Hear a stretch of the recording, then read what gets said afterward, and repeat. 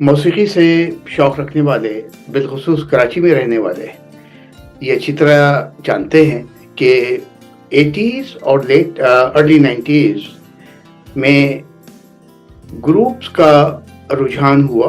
और ग्रुप्स का मतलब ये है कि जिसको आम ज़बान में हम बैंड्स कहते थे। कई बैंड्स वजूद में आए और वो सारे बैंड्स अपनी-अपनी जगह बेहतरीन काम कर रहे थे।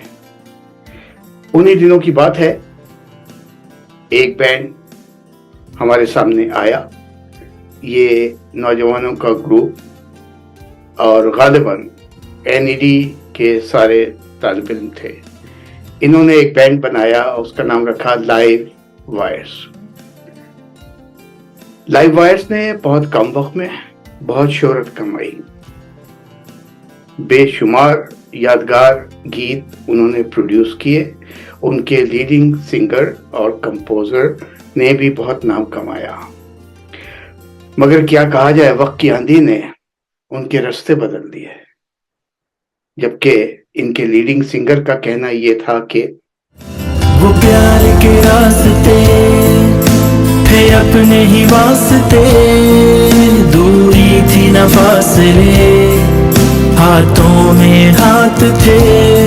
तो आज हमने उसी लीडिंग सिंगर और कंपोजर को दावत दी कि वो हमारे प्रोग्राम में तशरीफ लाए ताकि हम उनसे बातें करें। मैं इमरान खान आपको खुशामदीद कहता हूँ। कैसे हैं आप? थैंक यू सरवत भाई। अल्हम्दुलिल्लाह ठीक ठाक। बहुत अच्छा लगा आपके प्रोग्राम में आके। जी, तो मैंने अभी बताया इब्तिदाइया में कि वो दौर था जब बैंड वजूद में आते थे। आपने भी बनाया और मेरे इल्म में है, और अभी आप बताएंगे ताकि देखने वालों को और भी मालूमात हासिल हो। कि मैं ये तो नहीं पूछूंगा कि आपको शौक कब से था। ज़ाहिर है शौक था जिसको आपने पकड़ा और आगे काम किया, लेकिन वो मुहर्रिकात क्या थे जिसकी वजह से आप लोग एक्सिक्यूट कर सके अपने इस ग्रुप को? क्या दौर था, क्या यादें हैं आपकी? देखिए, हम जिस दौर से उस वक्त गुजर रहे थे ना, वो एक बड़ा कठिन दौर था एक्चुअली, राइट। आपको पता है कि कराची के हालात उस वक्त कितने ख़राब हो गए थे। फिर मार धाड़, कॉलेजेस बंद बेसिकली, ठीक है। आपको याद है एक बहुत मशहूर सानिया हुआ था जिसको अभी भी सब लोग याद रखते हैं, बुशरा ज़ैदी के नाम से, राइट। बुशरा ज़ैदी नाज़िमाबाद में एक लड़की का जो है वो बस ड्राइवर ने शायद उसको शायद कुचल दिया था, व्हाटएवर। तो उस दौरान हम लोग की जो यूनिवर्सिटी थी और तकरीबन सारे जो तालीमी इदारे थे वो बंद हो गए थे तकरीबन 6 से 8 महीने तक के लिए। और उस वक्त हम लोग फर्स्ट सेमेस्टर में ही थे एनईडी में जब ये हादसा हुआ। तो ज़ाहिर है अब इतना टाइम मिल गया, ज़ाहिर है अब तो पढ़ना तो था ही नहीं एक्चुअली, तो सब बंद है बेसिकली, ना एग्ज़ाम हो रहा है ना कोई पढ़ाई हो रही है बेसिकली। तो अब ज़ाहिर है किसी न किसी अपने शौक़ में या उसको किसी न किसी चीज़ को, कारामद चीज़ पे आदमी इंसान अपना जो है ना जहन लगाए। तो हम लोग जो थे, मैंने ख़ास तौर पे गाने मैं सुनता गया बहुत सारे। मेरा जो शौक़ था वो मैं हर तरह के गाने सुनता था। मेरे ख़ानदान में भी जो है मेरे कज़न्स वगैरह जो थे उनके पास बहुत सारी डिफरेंट टाइप्स की जो है ना वो पुराने ज़माने में जो एलपीज़ कहलाती थी उनके म्यूज़िक्स वगैरह थे, और मैं बचपन से वो म्यूज़िक सुनता था और काफ़ी इंस्पायर्ड था उन सारे म्यूज़िक्स से बेसिकली, राइट। तो आहिस्ता आहिस्ता मैंने सोचा कि मैं कंपोजिंग की तरफ आऊँ, ठीक है, और कोई अपना गाना बनाऊँ। तो मुझे एक जिसे कहते हैं एक अपॉर्चुनिटी मुझे मिली एक ऐसे प्रोग्राम की जिसमें हम लोग ने थर के लिए, जो वहाँ पे उस वक्त एक बहुत बड़ा कहत आया हुआ था, उनके पास पानी नहीं थी और खाना नहीं था, सब लोगों के पास बड़ी मुश्किल के हालात थे। तो हम लोग ने एक प्रोग्राम मुरतब किया था रंगून वाला हॉल में, जिसको बहुत सारे लोगों ने सपोर्ट भी किया था। और हमने उस प्रोग्राम के सपोर्ट से हमने तकरीबन उस ज़माने में 10,000 रुपीज़ में जमा किए थे, विच वॉज pretty much बहुत ही अच्छी सिग्निफिकेंट अमाउंट ऑफ मनी थी। तो उस प्रोग्राम में जो मैंने गाना कंपोज किया था उस मकसद के लिए, उस थीम के लिए, वो गाना मेरा पहला गाना था जिसको हमारे एक बहुत मशहूर राइटर, फिल्म में भी उन्होंने काफ़ी लिखा, अपनी शायरी जो है वो लिखी है गानों में, यूसुफ अख्तर। जी जी। तो वो हमारे रिश्तेदार भी होते हैं एक्चुअली। तो मैं उनके पास गया और उन्होंने मुझे बताया कि भाई आपकी पता चलानी होगी, यूसुफ अख्तर का ही वो गीत था, सावन आए सावन जाए। सावन जाए, बिल्कुल, रॉबिन घोष साहब ने जो लिखा, बिल्कुल। तो खुशकिस्मती से एक तो हमारे रिश्तेदार थे और फिर उनके साथ बैठ के मुझे काफ़ी चीज़ों का पता भी चला बेसिकली कि कैसे कंपोजिशन होती है। मुझे काफ़ी उन्होंने गाइड भी किया था। और ये गाना उन्हीं का लिखा हुआ था जिसके बोल थे, अरे आरे आरे कारे बादल झूम के, हमरी धरती माँ को चूम के, बेसिकली, राइट।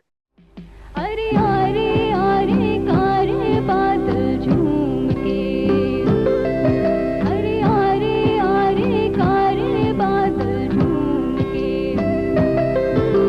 प्यासी तरसी धरती माँ को चूम के, हमरे तन मन की विपदा मिटा जा। मैं हूं Asif Siddiqui, singer model from Pakistan, now in Chicago. Imran Khan मेरे बड़े अच्छे दोस्त हैं, मेरा उनका जो है बड़ा बचपन से साथ रहा है। हम लोग साथ ही एक मोहल्ले में रहे हैं। हमारे इंटरेस्ट जो बड़े म्यूचुअल से थे। हमने क्रिकेट साथ खेली, आगे जाके हमने इंजीनियरिंग साथ की, और फिर उसके बाद हमारे क्योंकि शौक बड़े म्यूचुअल से थे, हम साथ ही रहते थे, म्यूज़िक का शौक दोनों को। तो मैं कुछ कमर्शियल सिंगिंग करता था मुख्तलिफ बैंड्स के साथ, और इमरान का सिलसिला ज़रा डिफरेंट था। वो हमेशा बैंड बनाने के कोशिश करता था। फिर उसने बैंड बनाया और बहुत ही कामयाब बैंड, 1990s के ज़माने का बहुत ही ज़बरदस्त बैंड। और उसका जो बैंड था वो हमेशा चैनल चार्ट्स में पहले, दूसरे, तीसरे नंबर पे होता था, कभी कभी एक दो दफ़ा फर्स्ट भी आया। तो बहुत ज़बरदस्त बैंड था उसका। और एक चीज़ बड़ी ज़बरदस्त थी उसके बैंड में, वो ये कि मैं अक्सर उसे बोलता था कि यार तेरे शोज़ जो है ना बड़ी एलीट क्लासेस में होते हैं और बड़ी हाई एंट्री वाले होते हैं, हम लोग तो कहीं पे भी शोज करके आ जाते हैं। तो हम तो दूसरों के गाने सुन के, जो म्यूजिक डायरेक्टर्स थे इंडिया पाकिस्तान के जितने भी, उनके ही गाने हम बजाते थे।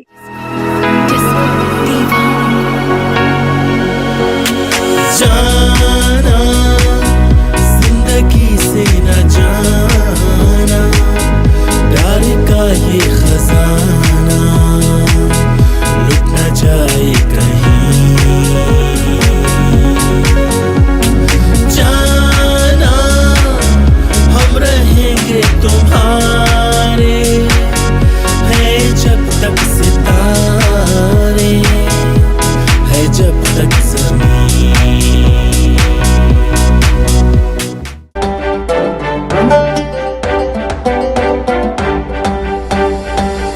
सारे जहां में अपने वतन का, सारे जहां में अपने वतन का हमने नाम किया। आजादी पर मर मिटने का, आजादी पर मर मिटने का जज्बा हम किया। हमारा रहा है निशाने हैदर, निशाने हैदर, हमारा रहा है निशाने हैदर, हमारा रहा। ये बताइएगा, ये जो बातें आप कर रहे हैं, ये वही दौर है जब आप एनईडी में पढ़ते थे। बिल्कुल बिल्कुल। तो आपका एक टारगेट था इंजीनियर बनना, जी, राइट? और ये सब मामला चल रहे थे, साथ चल रहे थे, बिल्कुल। वो इंजीनियर बनने का मामला जो थे, वो जब आपके कॉलेज बंद हो जाते थे तो वो उस वक्त वो ठप हो जाता था, बिल्कुल समझने, वो चैप्टर बंद हो जाता था। फिर उसके बाद में जो मौसीकार इमरान थे वो बाहर आते थे और उसके बाद ही सारा काम करते थे। तो 85 से लेके 90 तक में जो हमें इन सब चीज़ों से, दौरों से हम गुजरे हैं, और उसमें हमें जो टाइम मिला है उसको हमने यूटिलाइज़ किया, उस टाइम को अच्छे मकसद के लिए, और उसको हमने जो है ये मौसीकी का रंग दिया। और फिर हमने काफ़ी गाने कंपोज किए। और उसके बाद फिर एक 1988 में मेरे ख्याल से जो सबसे पहला बैंड का जो कॉन्सेप्ट, जिसको आप कह रहे हैं कि बैंड का गाना, बैंड बना, तो वो था वाइटल साइंस, जो कि जिनका पहला गाना टीवी में नशर हुआ था पाकिस्तान टेलीविज़न में। प्राइम टाइम पे सारे गाने आते थे उस वक्त, जो था दिल दिल पाकिस्तान बेसिकली, राइट। तो उस गाने को देखने के बाद जो है इंसान, हम लोगों को और ज़्यादा बूस्ट मिला कि अरे ऐसा जब हो सकता है, ऐसे वैसे लड़के आ सकते हैं, टीवी में गाना गा सकते हैं, अपना गाना भी लेकर आए हैं, दिल दिल पाकिस्तान गा रहे हैं, तो ऐसा हमारे साथ भी हो सकता है, राइट। अगर आपके पास क्वालिटी प्रोडक्ट हो और अच्छे आपने कुछ गाने कंपोज किए हों, तो ज़ाहिर है आपको भी लोग चांस देंगे बेसिकली, राइट। क्योंकि उस ज़माने में कंटेंट तो था नहीं, क्योंकि ज़्यादातर उस ज़माने में जो पॉप सिंगर्स का जो एक वो था, एक लाइन बनी हुई थी पाकिस्तान म्यूज़िक इंडस्ट्री में, वो थी या तो आप शेखी के गाने गाते थे या फिर आलमगीर के गाने गाते थे, राइट। उसके अलावा तो और कोई था नहीं। फिर उसके बाद में लोग दूसरे सिंगर्स आए, आर्टिस्ट आए, सज्जाद अली आए, फिर या सलीम जावेद आए, फिर हसन जहांगीर आए, बहुत सारे लोग आए। लेकिन जो मेन पॉप आइकन जो पाकिस्तान के टॉप में से जो जिनको हम देख के बड़े हुए, वो थे आलमगीर और शेखी बेसिकली। तो ज़ाहिर है अब उनसे तो कम्पीट हम नहीं कर सकते, क्योंकि ज़ाहिर है हमारा स्ट्रक्चर ही डिफरेंट था, बैंड था बेसिकली। तो 80 आपको याद होगा कि 1988 में, 89 में, शायद 88 के एंड में एक इस्लामाबाद से एक प्रोग्राम हुआ था जिसका नाम था म्यूजिक शान, सॉरी 89 में आया था, जनवरी में शायद आया था, म्यूजिक 89 के नाम से, जिसकी होस्ट थी नाजिया, मरहूमा नाजिया हसन, और ये अपना जोहेब हसन, राइट। और उसमें समझ लें कि जो मेन पाकिस्तान के जितने बैंड थे ना, उन्होंने पार्टिसिपेट किया था, और हमारी बदकिस्मती थी कि हम उसमें पार्टिसिपेट नहीं कर सके। हालांकि हमारी जगह थी वहाँ पे, हम कर सकते थे पार्टिसिपेट, लेकिन क्योंकि वो इस्लामाबाद में हो रहा था, तो ज़्यादातर जो बैंड थे वो इस्लामाबाद और लाहौर के थे, कराची का कोई बैंड नहीं था वहाँ पे, ठीक है। क्यों नहीं था ये मुझे नहीं पता, लेकिन इट वॉज वेरी अनफॉर्चुनेट, ठीक है। तो खैर वो प्रोग्राम देखने के बाद और हमें इससे और ज़्यादा वो मिली, तक़वियत मिली कि भाई मतलब ये अब पाकिस्तान का ट्रेंड हो रहा है और ये चल रही है, और इस तरफ को चीज़ अच्छी चीज़ चल पड़ी है बेसिकली, राइट। तो हम कर सकते हैं। तो फिर हमें कराची टेलीविज़न में एक प्रोग्राम होता था धनक, तो उसमें जो उनकी जो प्रोड्यूसर थी सुल्ताना सिद्दीकी, उन्होंने हमें चुना कि भाई उसमें उन्होंने बैंड इंट्रोड्यूस करा दी थी, नए नए जो बैंड आ रहे थे कराची से, तो उन्होंने हमें इंट्रोड्यूस कराया कि भाई आइए आप लोग अपने गाने। उस वक्त हम लोग तकरीबन अपने 3 गाने बना चुके थे, जिसकी बेस पर हमें उस प्रोग्राम में शिरकत का वो मिला, बेसिकली इनविटेशन मिली। तो उसकी होस्ट भी थी हमारी ये मरहूमा नाजिया हसन थी।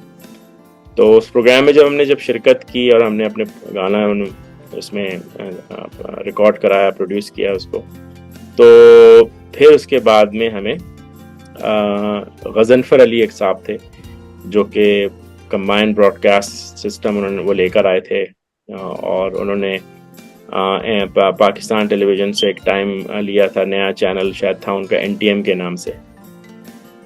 तो उसमें उन्होंने एक अपना प्रोग्राम लॉन्च किया था जिसका नाम था म्यूज़िक चैनल, ठीक है। और वो उन्होंने हमें वो प्रोग्राम कहीं से उन्होंने देखा, हमें हो सकता है सुल्ताना सिद्दीकी से बात की उन्होंने कि भाई कौन लड़के हैं जिन्होंने आपके प्रोग्राम में गाने गाए थे। तो वहाँ से फिर हमें उन्होंने बुलाया, ये अपना गज़नफ़र अली साहब ने।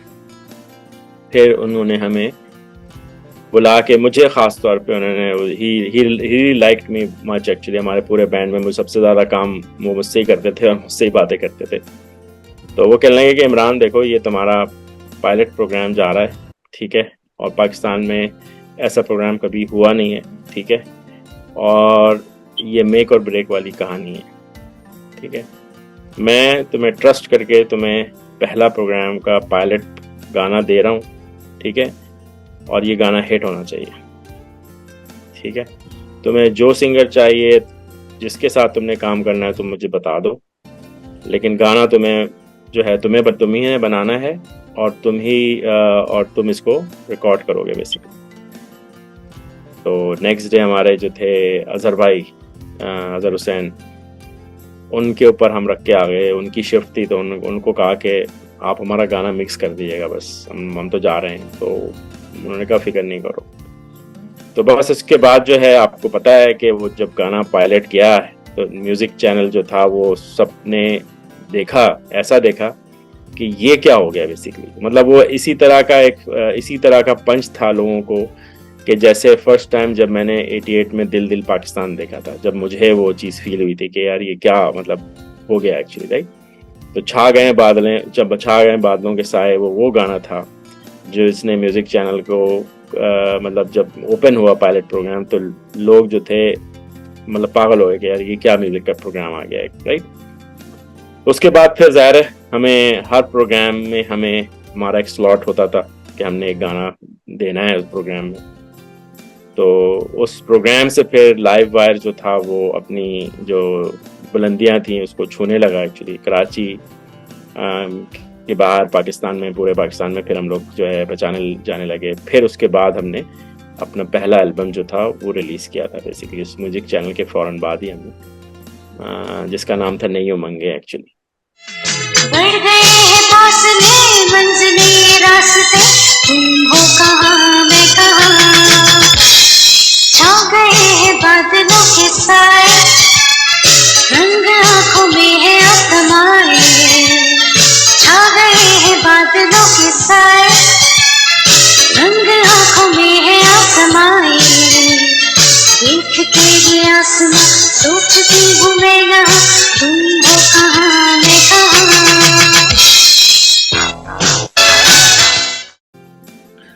ठीक, तो thank you very much for sharing this. इससे एक हमें आइडिया तो हो गया कि सफ़र का आगाज़ कैसे हुआ। जी। और यू कैन करेक्ट मी, लेकिन फिर होता है इस तरह, ख़ास तौर से उन लोगों के साथ होता है जो दो किश्ती में सवार होते हैं। दो किश्ती में इसलिए कह रहा हूँ कि आप लोग जितने भी थे, ये टारगेट में कह चुका, टारगेट इंजीनियर बनने का था और अल्हम्दुलिल्लाह अल्लाह ने आपको उसमें भी कामयाब किया।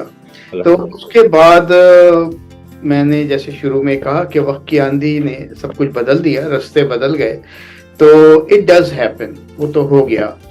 लेकिन मुझे अंदाज़ा है कि इस किस्म की बीमारी अगर होती है तो उसका इलाज नहीं होता। तो अब ज़रा फास्ट फॉरवर्ड कर लेते हैं इमरान। ये आपने पूरा सिनेरियो बता दिया कि किस तरह सफ़र शुरू हुआ और कराची के मामलात। उसके बाद आई एज्यूम कि ये ग्रुप किसी सियासत की वजह से नहीं टूटा, किसी रकाबत की वजह से नहीं टूटा, बल्कि माशरती, समाजी और माशी हालात थे। आप सब लोग मुख्तलिफ जगहों पे चले गए, अमेरिका में या यूके में या इस तरह की जो चीज़ें होती। अच्छा, तो अब आप गालिबन शिकागो में हैं। जी बिल्कुल। अच्छा, अब आप फिर शिकागो आ गए, तो लाइव वायर का इमरान खान शिकागो आ गया।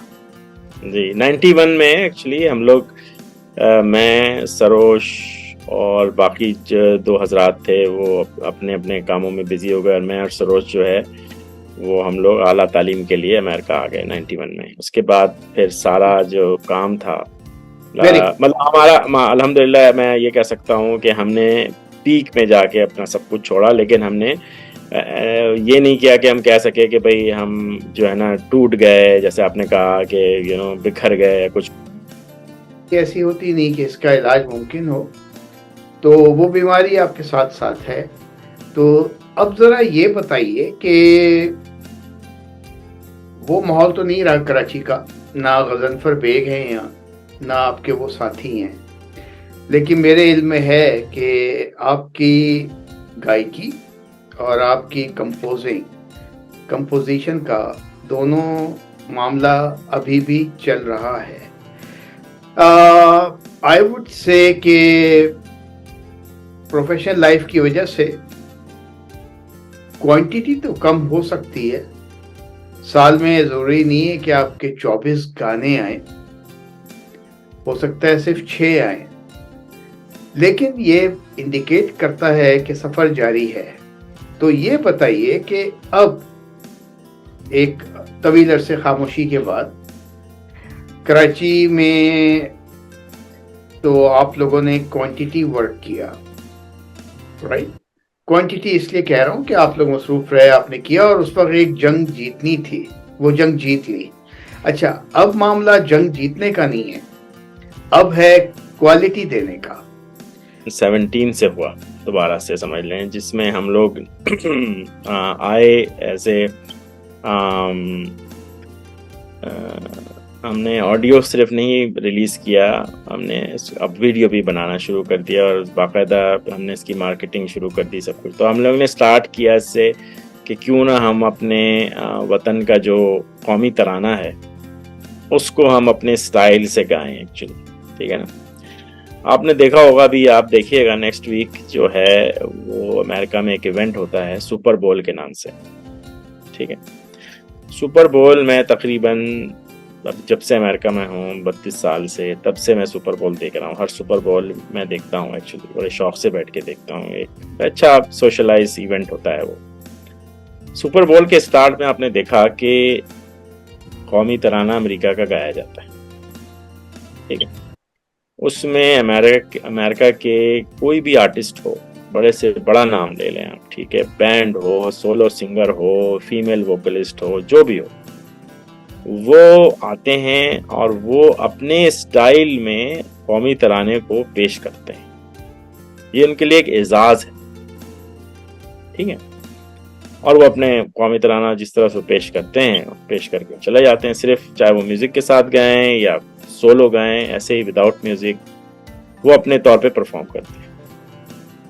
तो मैंने कहा कि भाई हमें ऐसा बनाना चाहिए कि जो आज की हमारी जनरेशन, जो यहाँ पे नई जनरेशन जो है, जो कि जिसको हम ABCD कहते हैं या जो भी कहते हैं, जो पाकिस्तानी हैं यहाँ पे, जो जिनके वालिदैन पाकिस्तान से हैं लेकिन अमेरिकन हैं बेसिकली, अगर वो भी इस कौमी तराने को सुनेंगे एक, तो उनको रिलेट कर सकते हैं कि यार ये म्यूजिक तो हमारा लग रहा है लेकिन इस गाने, इसका जो इसके बोल हैं वो डिफरेंट है, म्यूजिक लेकिन हमारा है। उसमें वो सारे एलिमेंट्स हैं जो हम सुनते हैं अपने इंग्लिश गानों में सुनते हैं, ठीक है। तो मैंने कहा कि हम इसको इस तरह से बनाते हैं कि ये एक आपके बदन में एक एनर्जी पैदा करे कि ये क्या बज रहा है। मतलब ये नहीं हो कि आप सुने और बोलेंगे यार ये क्या बज गया यार, बस अब सो जाओ जाके, वो वाला सीन नहीं। आप इस कौमी तराने को सुनेंगे ना, आपके अंदर एक लहर दौड़ जाएगी, एनर्जी दौड़ जाएगी उसमें। सरजमीन शादबाद, ईश्वरे हसीन शादबाद, तू निशाने हस्मे आलीशान अर्ज़े पाकिस्तान, मरकज़े यकीन शादबाद।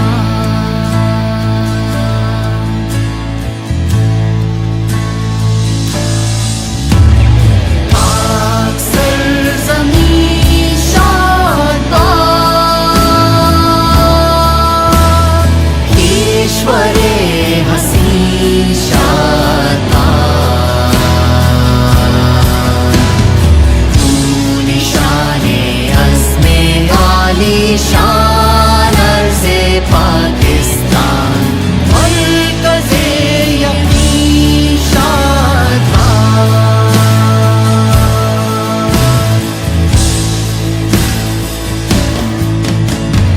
पाक सरज़मीं का निज़ाम। हाँ, फिर उसके बाद हम लोग हमने अपने एल्बम के जो दूसरे गाने थे वो हमने रिवाइव किए, कुछ बनाए।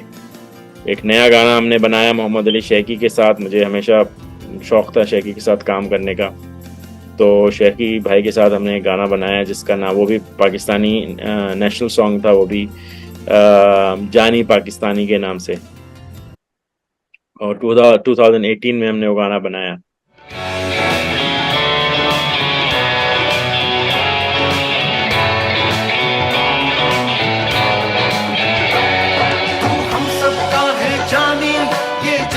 है तूफानी, हर दम है पाकिस्तानी पाकिस्तानी, तू हम सबका है जानी, ये जज्बा है तूफानी, हर दम है पाकिस्तानी पाकिस्तानी, हम सब पाकिस्तानी हैं, हम सब पाकिस्तानी हैं, तू हम सबका है जानी, ये जज्बा है तूफानी, पाकिस्तानी। प्रोजेक्ट जब भी करता है कम करता है, बहुत ज़बरदस्त प्रोजेक्ट करता है, बड़ा ख्याल करता है। म्यूजिशियन तो है ही अच्छा, कंपोज़र बहुत अच्छा है, कोशिश करता है कि वीडियो भी बहुत अच्छी बनाए। इसके कॉन्सेप्ट बड़े अच्छे होते हैं, बड़े क्लियर कॉन्सेप्ट्स लेकर आता है और बड़े अच्छे कॉन्सेप्ट होते हैं, तो बड़ी अच्छी होती है इसकी। कम काम करता है लेकिन बेहतरीन काम करता है और वाकई दुनिया देखती है। तो मैं चाहूँगा कि उसको विश करूँ कि उसके जो फ्यूचर प्रोजेक्ट्स हैं वो ज़बरदस्त करे, इसी तरह से करता रहे। विश यू गुड लक बड़ी। ये इमरान खान जो है हमारे दोस्त है, खासे पुरानी हमारी जान पहचान है। इनके मुताबिक कुछ कहता चलूँ, जितने अरसे से मैंने जानता हूँ उस वक्त से ये सेल्फ मेड है। खुद ने गिटार बाय किया एनईडी के ज़माने में, खुद ही ने सीखा उसे। म्यूज़िक में जो कुछ भी करते हैं दीवाना वार करते हैं ये। इन्हें अभी तक 3 अवार्ड मिल चुके हैं इंडिया से। तो अब मैं जानना चाहूँगा कि आपने कोई चीज़ कंपोज की, कैसे की, क्योंकि ये बहस बेकार है। क्योंकि किसी शायर से ये पूछना कि आपने ये क्यों लिखा, ये वैलिड क्वेश्चन नहीं है। ये लिखना था तो कुदरत ने लिखवा दिया, आपसे ये कंपोजिशन होनी थी तो कुदरत ने करवा दी। बताइए, जो मैं समझना चाह रहा हूं कि जब आपने अब कंपोजिशन बनाई तो आपको मालूम है कि गोइंग फॉरवर्ड आपके पास चैलेंज परफॉर्मेंस का भी होगा, आपको परफॉर्म भी करना है। और अभी हम नाज़रीन को दिखाएंगे भी आपके कुछ क्लिप्स, तो आप परफॉर्म भी करते हैं। तो आप गुलूकार तो हैं, कंपोजर भी हैं, अब अदाकार भी हैं आप। याद आऊं तुझे मैं सताऊं तुझे, पास आऊं तेरे अपने गीतों में सजाऊं तुझे। क्योंकि आप अपने गीत पे अदाकारी कर रहे हैं। अब what is missing here, day 1 आपने कंपोज कर लिया, डे 10 आप उसको शूट करेंगे। इस दरमियान एक गैप आ रहा है कि जो आपने कंपोज किया तो आपको उसमें कुछ बोलना भी है। आप खाली साउंड ट्रैक तो नहीं कंपोज कर रहे। तो जरा ये बताइए, और ये सवाल बड़ा अहम है क्योंकि अल्लाह माफ करे, अब जो गीतों में, ड्रामों में, अफसानों में, फिल्मों में जो हमारी लिखाई है वो तो तबाह हो रही है और होती जा रही है। एक ऐसे गाने जिसका न सर न पाँव, लेकिन लोग बना रहे हैं और शायद लोग देखते भी हैं, इसीलिए बना रहे हैं। लोग देखना छोड़ दें तो शायद ना बने। तो आपका लाइन ऑफ एक्शन इस फिलर को फिल करने के लिए क्या होता है? हाँ, बहुत अच्छा सवाल है ये। और हाँ, इसका जो जवाब है वो ये है कि देखिए, मैं जब कोई कंपोजिशन करता हूँ और जो मेलोडी में बनाता हूँ उसको कोई चीज़ जहन में रख के या इंस्पायर्ड होके वो चीज़ आती है मेरे पास, ठीक है। अच्छा, क्वालिटी, हाँ, सब्जेक्टिव होता है आपका कोई हाँ subject है। हाँ, राइट। तो अच्छा, क्वालिटी में मैंने कभी कॉम्प्रोमाइज़ नहीं किया।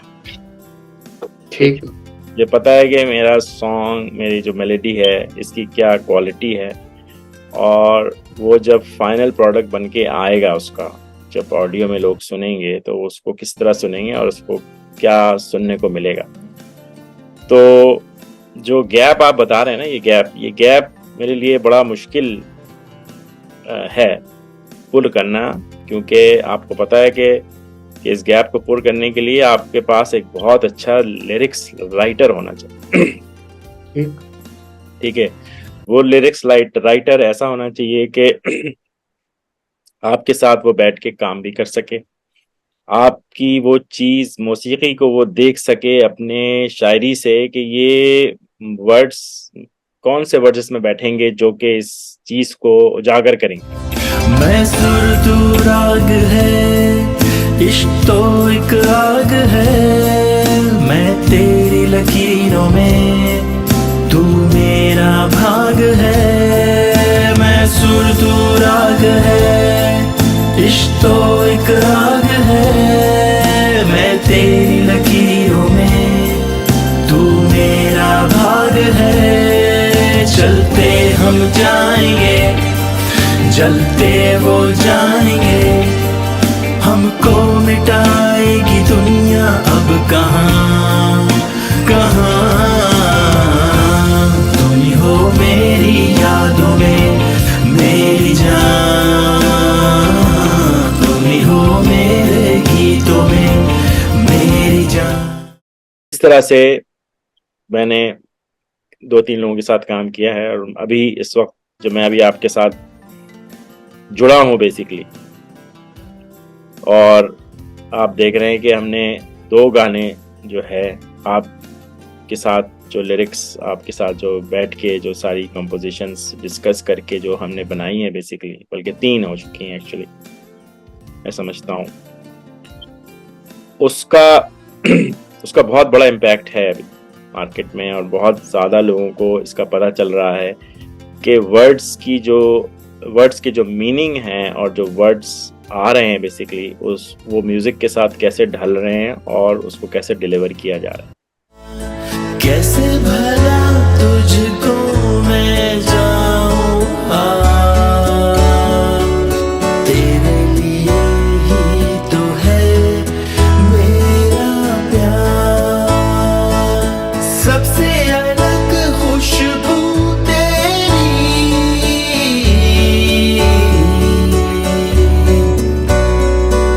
सबसे जुदा तेरा ये सीखा। ये हर आदमी नहीं कर सकता, और ये हर आजकल के जो नए गाने वाले हैं जो आ रहे हैं बेसिकली, उनको आप कुछ भी दे दें, जिसका ना सर है, जैसे आपने कहा ना सर है ना पैर है, पता नहीं किससे शायरी करवा रहे हैं, क्या कर रहे हैं। यहाँ पे कमर्शियल शायर बहुत हैं बेसिकली, वो उसको आप अभी दें गाना, अभी वो लिख के आपको दे देंगे, ना उसका सर होगा ना पैर होगा, कहाँ जा रहा है, किस उसका फ्लो क्या है, कुछ पता ही नहीं है। अब वो जाके उसने एक वीडियो बनानी है और वीडियो बना के उसने मार्केट में डाल देना है, लोगों ने सुनना है, उसको वाह वाह कर दें, वाह वाह करके चले जाएंगे। ये एक गाने का टेन्योर मैं आपको बता रहा हूँ जो है आजकल मार्केट में जी लेकिन जी। तो अभी हम शामिल भी करेंगे आपकी रिसेंट रिलीज में फासले आया, फिर तेरे लिए आया, और उसको बहुत पजीराई हासिल हुई मुझे मालूम है, और ख़ास तौर से फासले के लिए आपका जो पैशन था वो उस वीडियो में नज़र आता है, क्योंकि फासले टाइटल तो था, लिरिक भी चलें अच्छी थी, और उसको जस्टिफाई करने के लिए जब ये लोग गाना देखेंगे तो मैं इसको स्ट्रेस कर रहा हूँ कि ज़रूर देखिए, क्योंकि फासले गाना मानवी हिसाब से तो है, कंपोजिशन भी बहुत अच्छी है, लेकिन उसकी एक सबसे बड़ी खूबसूरती ये है कि ये गाना इमरान खान और उनकी टीम ने नॉर्दर्न एरिया में जाके शूट किया। तो अगर आप वो गाना दिल लगा कर देखें, 4 मिनट 5 मिनट का गाना, तो आपको अंदाजा होगा कि कितनी खूबसूरत वादियां हैं हमारे खूबसूरत पाकिस्तान में। तेरे लिए जब आप कंपोज कर रहे थे तो आपके जहन में क्या था? फिर मैं आऊंगा उसके शूट पे और उसकी लिरिक पे। कंपोजिशन के वक्त what exactly you were looking for? आप क्या यूनिक चीज चाह रहे थे? देखिए, ये एक बड़ा सॉफ्ट सॉन्ग है, सॉफ्ट, और मैं उसको जब मैं इसको कंपोज कर रहा था तो इसको मैंने काफ़ी एंगल से इसको मैंने देखा कि इसमें मैं कहाँ कहाँ इस गाने में खूबसूरती ला सकता हूँ। तो इसमें मैंने कुछ ऐसे कॉर्ड्स भी यूज़ किए हैं जो कि आम आम गानों में यूज़ नहीं होते एक्चुअली। ज़ाहिर है ज़्यादातर मेजर माइनर के गाने होते हैं और उसमें मेजर माइनर यूज़ हो, ज़्यादा अगर किसी में आ गया तो वो 7th का कॉर्ड लगा लेंगे। इसमें आप देखेंगे तो उसको अगर महसूस करेंगे तो इसमें मैंने कुछ ऑगमेंटेड कॉर्ड्स लगाए हैं कि वो गाने को खूबसूरत बनाने के लिए होता है कि आपने उसको लगाया है बेसिकली। और जब मैंने उसको लगाया तो मुझे उससे और भी ज़्यादा मुझे उसको अच्छा लगा, मुझे फील बहुत अच्छा हुआ उसका। तो मैंने काफ़ी उसको उस गाने से मैं खेलता रहा कि जब मैंने फाइनल कर लिया ना, जब उस गाने का जब हो गया कि यही मुझे चाहिए और यही मुझे अच्छा लग रहा है सुनने में और मन को बहा रहा है बेसिकली, जब फिर आपसे मैंने डिस्कस किया इसके बारे में कि इसके बोल कैसे होने चाहिए, क्योंकि मेरे पास के बोल भी कुछ, मैं जब गाना को भी कंपोज करता हूँ तो कुछ उसमें मैं डमी वर्ड्स डाल देता हूँ, ठीक है ना। तो उसमें मैंने कुछ डमी वर्ड्स डाले थे जो कि मैंने आपसे भी शेयर किया था, तो आपने कहा कि नहीं उसको ऐसे नहीं ऐसे कर लेंगे, ठीक है ना। और आप तो चैंपियन आदमी हैं इस बात में बेसिकली। जी, और यकीनन वो एक बहुत खूबसूरत यादगार गाना। आपका नेक्स्ट सॉन्ग कब रिलीज हो रहा है और उसके बारे में जरा बताइएगा कि वो किस सब्जेक्ट पे है और कैसा गाना है, और आप हमसे कहेंगे कि उसको जरूर देखिए तो उसकी वजह बताइए कि हम उसको जरूर क्यों देखें। वो भी देखिए एक लव सॉन्ग है, ये मैंने काफ़ी पहले इसको कंपोज किया था। इसकी कहानी है कि इसके कुछ डिफरेंट वर्ड्स थे, इसके पहले लिरिक्स बिल्कुल डिफरेंट थी। और जब मैंने आपसे बैठ के इसको आपको सुनाया और जब डिस्कस किया आपसे, तो आपने कहा कि नहीं इसके वर्ड्स जो है माने नहीं बैठ रहे ठीक से, चीज़ें डिफरेंट हैं इसकी। तो फिर हमने इसको पूरा रिवाइव किया इस गाने को टोटली, जो है ना, लिरिक्स के तौर पे बेसिकली धुन वही रही मतलब। तो अब जब वो गाना निकल के आ रहा है बेसिकली और जो आप सुनेंगे वो एक एक्चुअली बहुत ही अच्छा लव सॉन्ग है, और प्लस जो उसका जो ग्रूव है जो मैंने बनाया है वो बड़ा मॉडर्न ग्रूव है बेसिकली, ठीक है ना। आजकल के जो गाने चल रहे हैं जैसे उस तरह का मैंने बनाया है उसको ग्रूव उसका। और इंशाल्लाह देखिए, वो मेरा प्रोग्राम तो था कि मैं उसको वैलेंटाइंस डे के में करता, लेकिन कुछ तबीयत की नासाजी की वजह से मैं इसको शूट नहीं कर सका। और फिर शिकागो में इतनी सर्दी भी हो गई थी कि मुझे आउटडोर शूटिंग का मौका नहीं मिल सका। हालांकि इसकी कुछ शूटिंग जो है वो मैं अभी लंदन गया था तो मैं वहाँ पे शूट करके आया हूँ। इसके कुछ जो पीसेस हैं, शॉट्स हैं मेरे। ठीक, और तो इमरान खान हमें उसका इंतजार रहेगा, हम सबको उसका इंतजार रहेगा। Wish you all the best. Imran, अब आप ये बताइए कि ये सारे मामला तो हो गए, आगे क्या इरादा है? आगे सरवत भाई, मुझे लगता है कि हम गाने तो बना रहे हैं और क्या कहते हैं, म्यूजिक भी बन रही है, लिरिक्स भी हम लिख रहे हैं। लेकिन मेरा आगे का जो इरादा है वो ये है कि हम कुछ डिफरेंट टाइप की कुछ चीज़ करें, like some kind of like short films वगैरह बनाएं बेसिकली, ठीक है। मेरा बड़ा शौक है इस तरफ में काम करने का, जिसमें जैसे 30 मिनट्स का 35 मिनट्स का कुछ ऐसा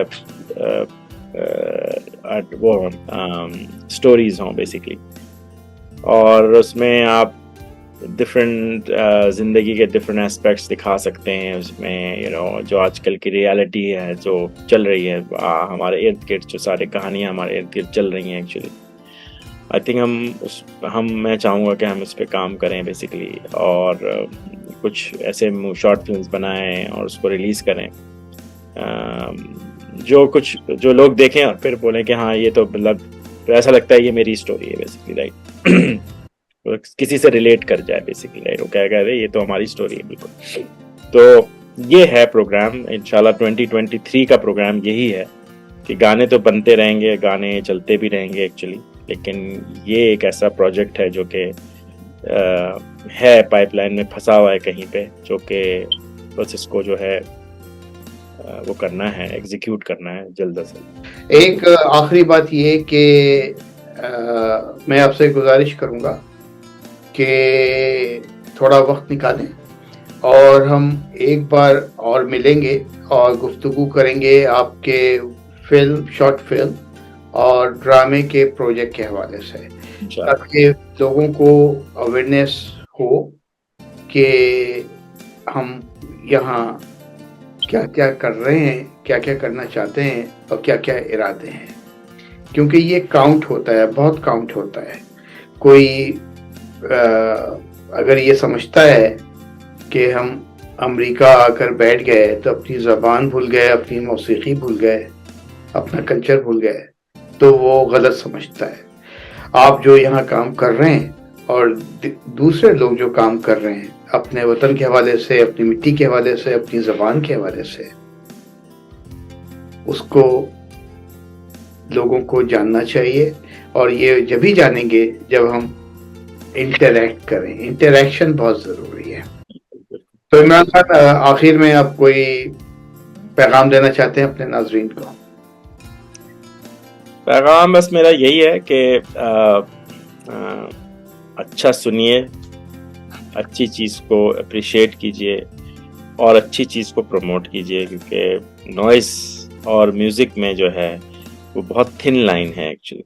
अगर आपने उसको नहीं समझा तो फिर वो म्यूज़िक नॉइस बन जाएगी, और अगर आपने इसको सही समझ लिया तो फिर वो म्यूज़िक रहेगी बेसिकली। तो इमरान खान जो है, इनके म्यूज़िक के ताल्लुक से कहूँ कि ये इनके अपने ही हैं, कंपोज किए हुए, दूसरों की कॉपी नहीं करते हैं ये। मेरा ख्याल है और मुझे यकीन है कि आप वहाँ की एक समाजी, सकाफती, माशरती, मजहबी और जुनूनी शख्सियत को जानते होंगे। उनका नाम है आसिफ सलीम। आसिफ सलीम को मैंने इनवाइट किया था कि आज वो आए और गुफ्तगू में शरीक हों, लेकिन उनकी कुछ मसरूफियत थी। लेकिन मैं उनका एक पैगाम आप तक पहुंचा रहा हूँ। और आसिफ सलीम, आपको पता है, फनगाम आर्ट ग्रुप के रूह रवा हैं। तो आसिफ सलीम और मेरा साथ है, आपके इल्म में है। तो आसिफ सलीम आपसे रब्ता करेंगे और इंशाअल्लाह फनगाम आर्ट ग्रुप के प्लेटफॉर्म से आपके अभी जो रिलीज हुए गाने पिछले 4 महीने में, उसकी हम लॉन्चिंग सेरेमनी करवाएंगे।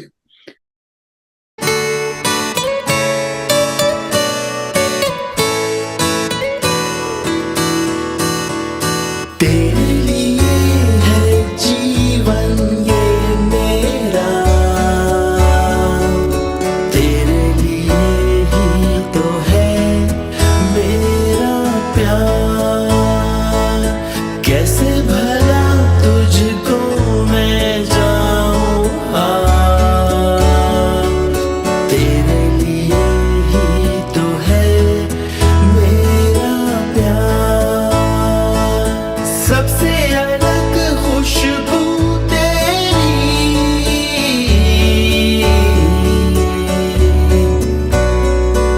सबसे जुदा तेरा ये सीखा। तेरे लिए है जीवन ये मेरा, तेरे लिए ही तो है मेरा प्यार।